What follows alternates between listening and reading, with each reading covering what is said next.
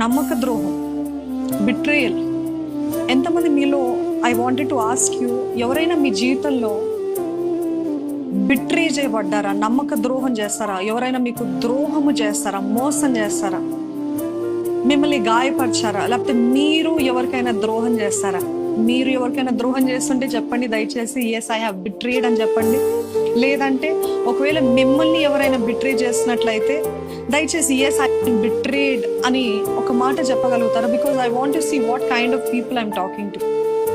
So ఈ betrayal అనేది, ఈ నమ్మక ద్రోహం అనేది ప్రతి ఒక్కరూ వారి జీవితంలో ఎక్కువగా ప్రేమించేవారు, నమ్మకం ఉండేవారు, సేవలో ఉండేవారు. వారి జీవితాల్లో ఈ నమ్మక ద్రోహము బాగా జరుగుతుందండి. మనం అందరిలాగా లోకస్తులాగా కఠినులుగా లేకపోతే స్వార్థం కోసం బ్రతుకుతే నమ్మక ద్రోహం అనేది చాలా తక్కువగా ఉంటుంది. కానీ ఇది నమ్మక ద్రోహం, ఈ ద్రోహం అనేది మనకి ఎప్పుడు, ఈ మోసం ఎప్పుడు చేయబడుతుంది అంటే మనం ఎక్కువగా ప్రేమించినప్పుడు, మనం ఎక్కువగా ట్రాన్స్పరెంట్గా ఉన్నప్పుడు, నిజాయితీగా ఉన్నప్పుడు, ఎంతో ప్రేమగా ఉన్నప్పుడు, ఎంతో నమ్మినప్పుడు, ఒక వ్యక్తిని నమ్మినప్పుడు, when we trust a person completely, and సడన్గా మనకి ఒక వెన్నుపోటు లాగా అసలు మనం అనుకోని గడియలో, అనుకోని సమయంలో, అనుకోని రీతిగా వారు చేయడం చూస్తుంటాం.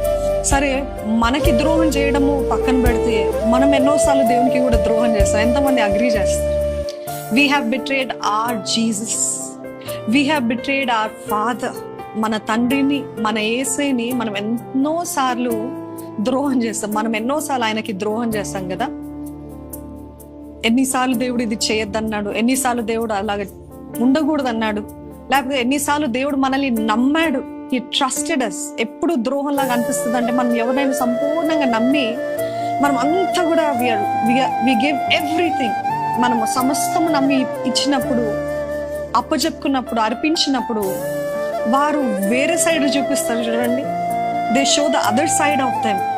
సో అప్పుడు మనకి జీర్ణించుకోవడానికి, డైజెస్ట్ చేసుకోవడానికి, అది ఒక ప్రాసెస్ చేసుకోవడానికి సమయం పడుతుంది.